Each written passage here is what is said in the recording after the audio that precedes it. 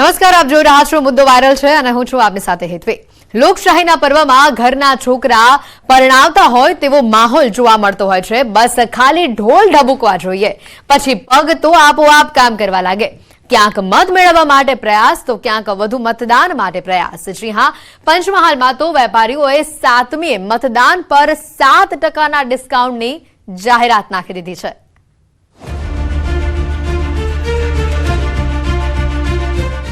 ઢોલ નગારાનો અવાજ, ઢોલના તાલે ઝૂમતા કાર્યકરો, ઉત્સાહ અને ઉમંગનું વાતાવરણ। આ તસવીર છે સુરેન્દ્રનગરના કોંગ્રેસના ઉમેદવાર ઋત્વિક મકવાણાના ધ્રાંગધ્રામાં કરેલા ડોર ટુ ડોર પ્રચારની।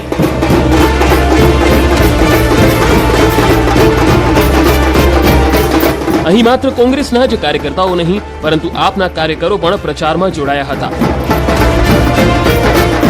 हम साथ साथ है ना सूत्र मुजब ज અહીં આપ અને કોંગ્રેસના નેતાઓ માત્ર પ્રચાર કરતા જ નહીં, પણ ઢોલ નગારાના તાલે ડાન્સ કરતા પણ જોવા મળ્યા।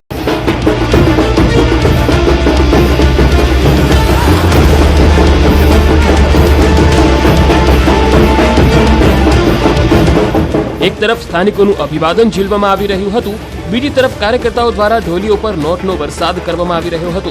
લોકશાહીનું આ પર્વ પારિવારિક પર્વ હોય તેમજ કાર્યકર્તાઓ ઉત્સાહથી જોડાતા હોય છે।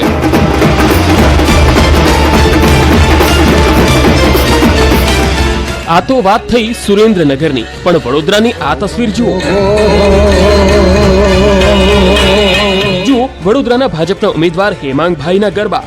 ગુજરાતી હોઈએ અને ગરબા વાગતા હોય તો પગ થોડી કાબુમાં રહે।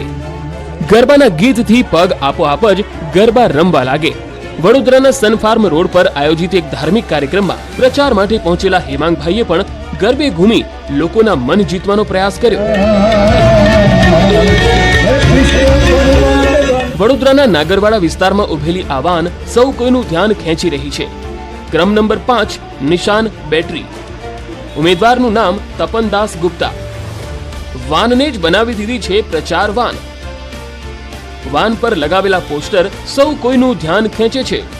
6 વખત હાર બાદ પણ હિંમત નથી હારતા એવા આ ઉમેદવાર એટલે તપનદાસ ગુપ્તા, જેમની દરેક ચૂંટણીમાં ડિપોઝિટ જપ્ત થયા બાદ પણ નવી ચૂંટણીમાં નવા ઉત્સાહ સાથે ઉમેદવારી નોંધાવે છે। માત્ર 3 સમર્થકોને સાથે રાખી માત્ર પ્રચાર જ નથી કરતા, પણ ચૂંટણીનું ફંડ પણ ઉઘરાવે છે। એસયુસીઆઈ પક્ષના ઉમેદવાર તપનદાસ ગુપ્તા તેમના બેનર અને લાઉડસ્પીકર સાથે રોજ પ્રચારમાં નીકળી પડે છે।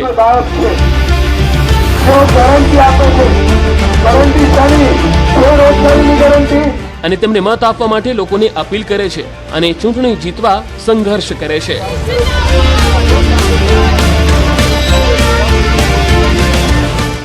लोगों के लिए, लोगों के सामने न्याय के लिए लड़ाई, अन्याय जो शोषण अत्याचार हो रहा है उसके सामने लड़ते लड़ते मरना ही सही इंसानियत है। इसलिए हम लड़ पा रहे हैं।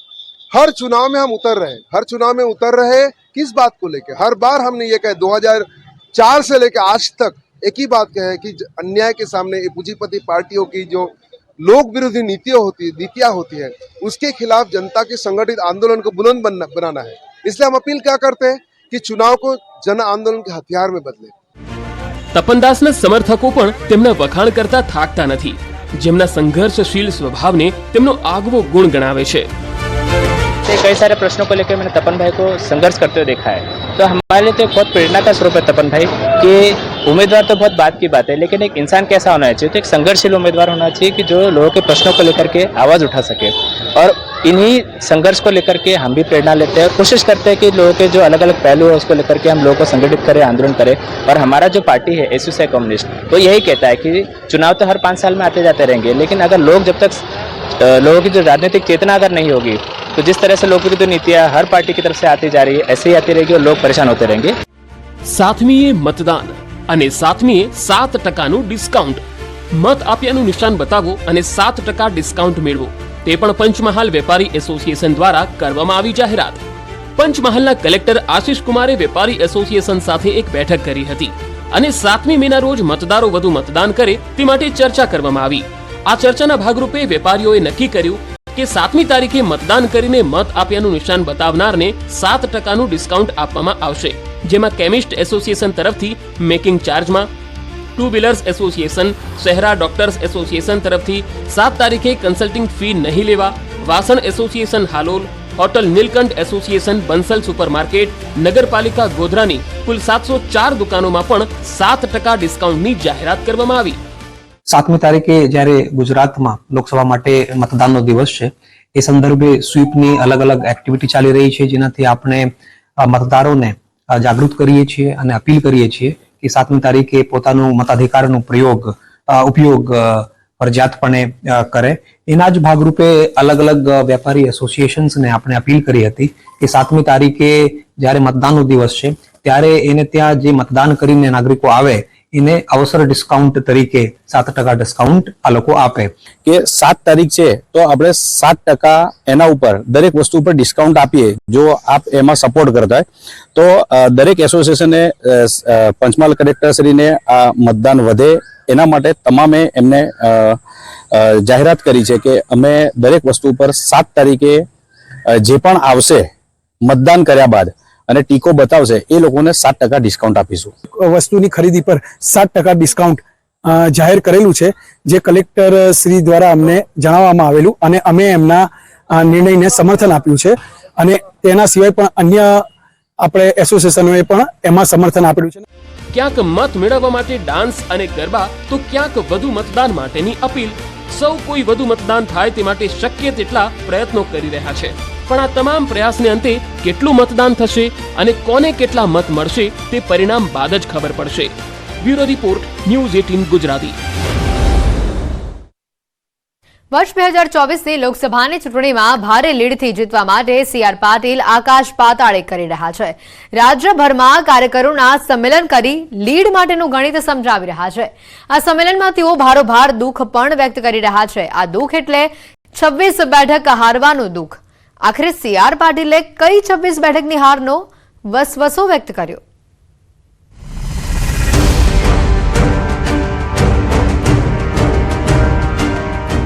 સી.આર. પાટીલનો વાયુ વેગે પ્રચાર. ગુજરાતની સુરત તો તેમણે દેશને બતાવી દીધી. હવે 25 બેઠકો પર પણ તેઓ મૂકી રહ્યા છે ભાર. બેઠકો જીતવાનો આત્મવિશ્વાસ તો છે જ, પણ આ વખતે તમામ બેઠકો 5 લાખની લીડથી જીતવાનો લક્ષ્યાંક પણ છે. અને તેના માટે જ તેઓ રાજ્યભરમાં કાર્યકર્તાઓના સંમેલન કરી રહ્યા છે અને દરેક સંમેલનમાં તેઓ જીતનો મંત્ર આપી રહ્યા છે. પણ આ જીતના મંત્ર વચ્ચે તેઓ 26 બેઠકો ગુમાવવાનો વસવસો પણ વ્યક્ત કરી રહ્યા છે. ગુજરાત વિધાનસભાની 26 બેઠક. ગુજરાત વિધાનસભાની ચૂંટણીમાં ઐતિહાસિક 156 બેઠકની જીત બાદ પણ તેમનું દુઃખ છલકાયા વગર રહેતું નથી. ઓછા માર્જિનથી હારેલી આ બેઠકના આંકડા હજુ પણ તેઓ ભૂલ્યા નથી. તમે ગીર સોમનાથ 922 મત માટે આવ્યા, તમે ખંભાત 3700 મત માટે આવ્યા, તમે ગારિયાધાર 3500 મત માટે આવ્યા, બોટાદ 3000, માણાવદર 3000, પોરબંદર 5000. આંકડાઓ જેને મુખ્યમંત્રી થવાના કોર્ટ લાગેલા કોંગ્રેસમાંથી એ સીટ આપણે ફક્ત 2700 મત માટે આવ્યા, બાકી ઘર બેઠા કરી જ નાખ્યા. તમે જિગ્નેશ મેવાણી વાળી સીટ ફક્ત 4000 આવ્યા.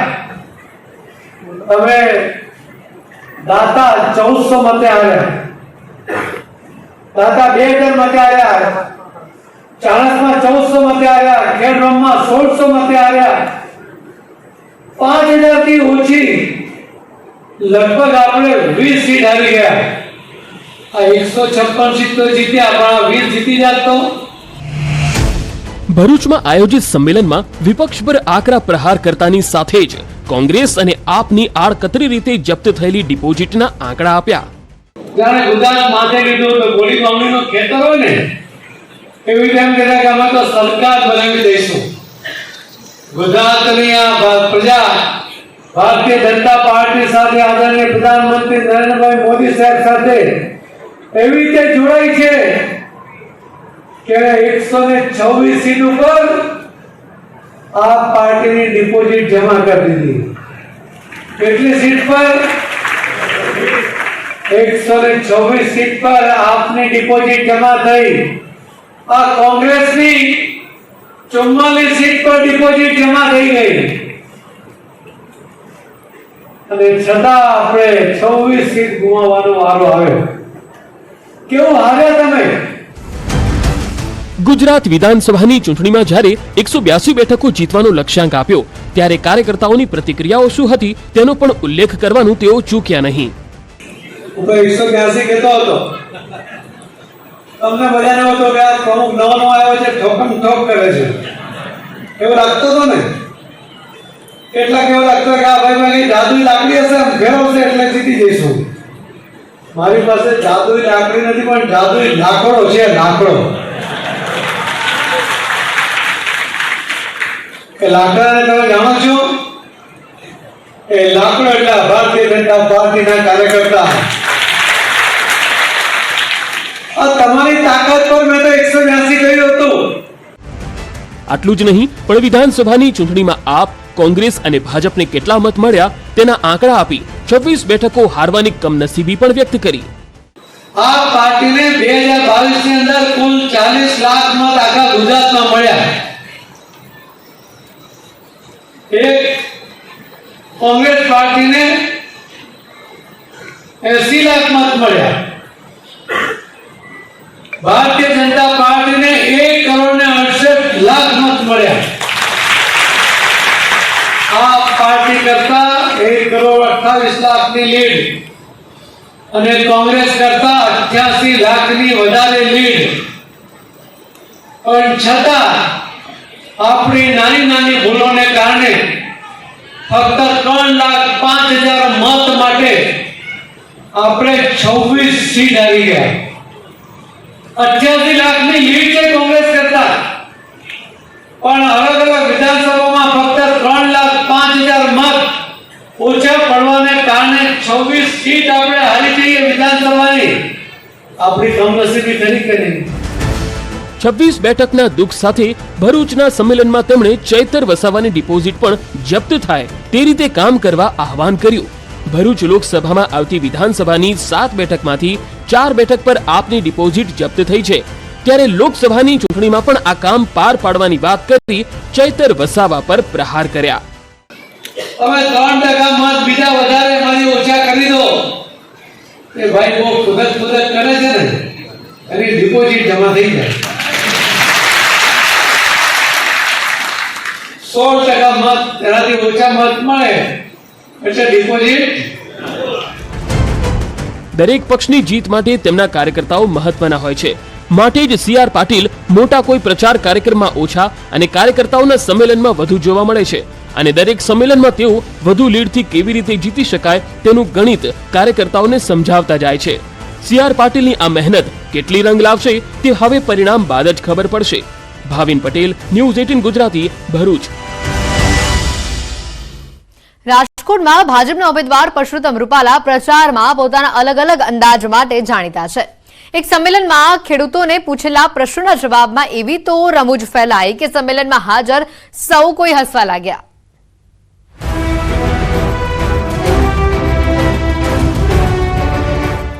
રૂપાલાના એક નિવેદનથી ભલે મોટો વિવાદ ઉભો થયો હતો, પણ રૂપાલા પોતાના અલગ અંદાજથી હંમેશા મતદારોને આકર્ષે છે.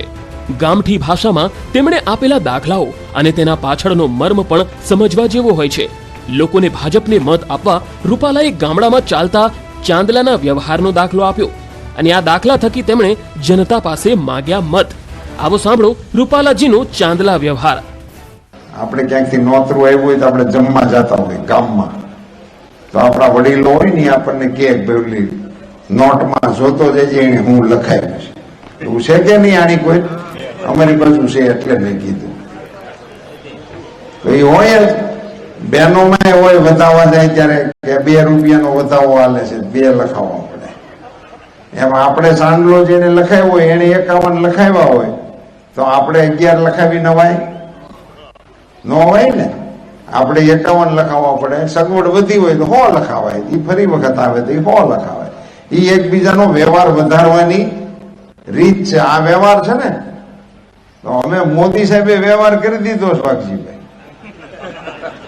7મી તારીખે વ્યવહાર કરવાનો વારો તમારો. રૂપાલાજી જનતા પાસે વ્યવહાર તો માંગી લીધો, પણ ખેડૂતોના ખાતામાં આવતા 2000 રૂપિયાની વાત પણ એટલી જ શિફ્તપૂર્વક કરી. સાંભળો આ પણ.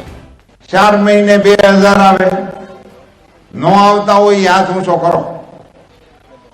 નથી આવતા. કેમ કેમ નથી આવતા? ખાતેદાર નથી.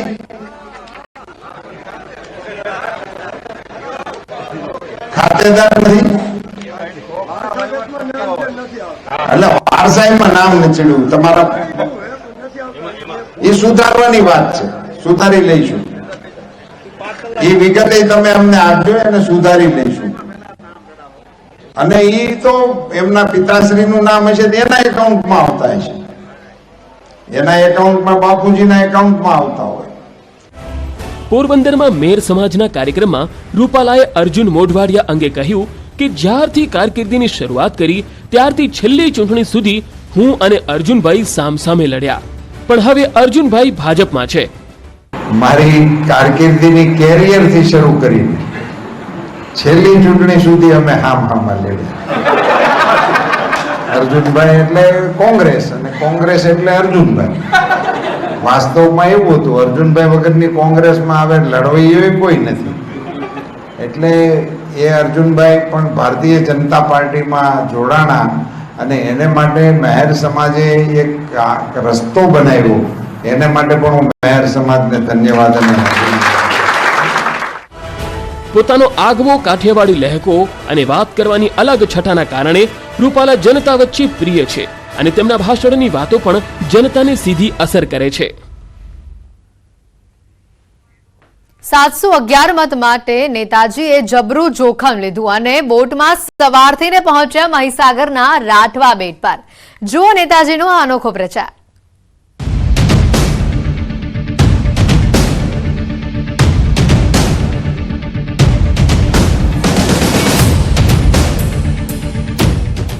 મત માટલે ખાટલે ચર્ચા, ઓટલે ચર્ચા, ખેતર ખૂંદતા નેતાજી. અરે આ તો કંઈ નથી, પણ વોટ માટે નેતાજીએ બોટમાં પ્રચાર કર્યો. નદી વચ્ચે જોવા મળ્યા નેતાજી. તમને થતું હશે કે રાજ્યના શિક્ષણ મંત્રી ડોક્ટર કુબેર ડિંડોરે આ રીતે હોડીમાં બેસીને કેમ પ્રચાર કરી રહ્યા છે? અરે ભાઈ, ચૂંટણી છે. પહેલા નેતાજીએ ઓટલે અને ખાટલે ચર્ચા કરી, પણ ભાઈ ખબર પડી કે નદી ઓળંગીને જઈએ તો ત્યાં પણ મતદારો છે અને ચૂંટણી ટાણે તો આ મતદારો ભગવાનથી કમ નથી હોતા. એટલે નેતાજી આ લાહવો કેમ જવા દે? રાજ્યના શિક્ષણ મંત્રી કુબેર ડિંડોર દાહોદ લોકસભાના ઉમેદવાર જશવંતસિંહ ભાભોર માટે બેટ વિસ્તારમાંથી પ્રચાર શરૂ કર્યો. કાર્યકરો સાથે હોડીમાં બેસીને કડાણાના રાઠડા બેટ ખાતે જનસંપર્ક માટે પહોંચ્યા. કડાણા તાલુકાના રાઠડા, રાયનિયા અને મોટી રાઠ જેવા બેટ વિસ્તારમાં હોડી પર સવાર થઈ પ્રચાર કર્યો. નેતાજી અનોખા પ્રચારને યાદ રાખવા નદીમાં હોડીમાં સવાર થઈ હાથમાં ભારતીય જનતા પાર્ટીનો ધ્વજ પણ લહેરાવ્યો. નદી પાર કરીને નેતાજી કાર્યકરો સાથે પહોંચ્યા બેટ વિસ્તારના લોકો પાસે. ભલે બોટમાં સવાર થઈ મુશ્કેલી વેઠીને નેતાજી લોકો પાસે પહોંચ્યા, પણ વોટ તો તેમણે વિકાસના નામે જ માંગ્યા. એ મંજૂરી કરીને અમે વર્ક આપવાના છે અને લગભગ એ 26 કરોડ થી ઉપર પણ આ બ્રિજ આવનાર સમય બનવાનો છે.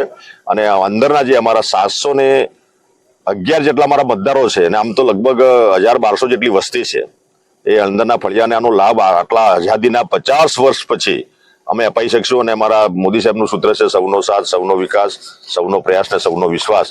એ સૂત્રને સાર્થક કરીને અમે આગળ વધીશું. હવે બોટમાં સવાર થઈને પહોંચેલા નેતાજી વિકાસની વાત કરે તો જનતા તો પકડી પાડે ને, એટલે નેતાજીએ દોષનો ટોપલો આગળની સરકાર પર નાખ્યો. અમારા પુરોગામી જે કઈ લોકો ગયા એમને કોઈ આ બેટનો વિકાસ થાય અને એમને પુલ મળે અથવા પુલ મળે એના માટે કોઈ વ્યવસ્થા નહોતી કરી. પણ 2017માં મને મારી જનતાએ આશીર્વાદ આપ્યા અને એ સમયે મેં પુલ મંજૂર કરાવ્યો હતો. પણ પુલ મંજૂર કરાવ્યા પછી એ જૂના રેટ પ્રમાણે હતો. એ જૂના રેટ એસઆર સુધારીને ફરીથી એ ટેન્ડર રિવાઇઝ થયું છે. બોટમાં સવાર થઈને નેતાજીએ ફોટા તો પડાવી લીધા, પણ હવે આ બોટથી લોકોને મુક્તિના સવાલ પર નેતાજીનો સરકારી જવાબ પણ સાંભળી લો. સામાન લઈ જવો, લાવવો, મૂકવો બધી, એટલે એને અંતરિયાળ વિસ્તારમાં જૂના એસઆર મુજબના ભાવ સામાન લઈ જવા લાવવા માટે એની પડતી મુશ્કેલીઓ, 10 મહિના મશીનરી પાડી રાખવી પડે, એનો પાવર નિષ્ક્રિય રહે. નિષ્ક્રિય અવસ્થામાં રહેવાના કારણે આ ટેન્ડર ઊંચું આવેલું છે અને ભવિષ્યમાં ટેન્ડર ઊંચું આવે એવી પણ શક્યતા છે. એટલે અત્યારે આ ટેન્ડર અત્યારે એફડીમાં અમારા ફાઇનાન્સ વિભાગમાં પડ્યું છે. એટલે નેક્સ્ટ ટાઈમ આ ચૂંટણી પ્રક્રિયા પૂરી થાય એના પછી એ મંજૂરી કરીને અમે વર્ક ઓર્ડર આપવાના છે. અને લગભગ એ 26 કરોડથી ઉપર પણ આ બ્રિજ આવનારા સમય બનવાનો છે. ચૂંટણી આવે એટલે થઈ જશે ની વાતો કરતા નેતાજીએ અહીંયા પણ જનતાને બ્રિજ બનાવવાનો વાયદો કરી દીધો અને સપના પણ બતાવ્યા કે બ્રિજ બની જાય એટલે આ વિસ્તારનો પ્રવાસન સ્થળ તરીકે વિકાસ કરીશું. નેતાજીની વાતો હાલ તો સારી લાગે છે, પણ 50 વર્ષથી ન બનેલો આ બ્રિજ આગામી સમયમાં ઝડપથી બની જાય તો સારું. મિતેશ ભાટિયા, ન્યૂઝ 18 ગુજરાતી, મહીસાગર. તમારી આ વિશેષ રજૂઆતમાં અત્યારે ફક્ત આટલું જ. રજા આપશો. નમસ્કાર.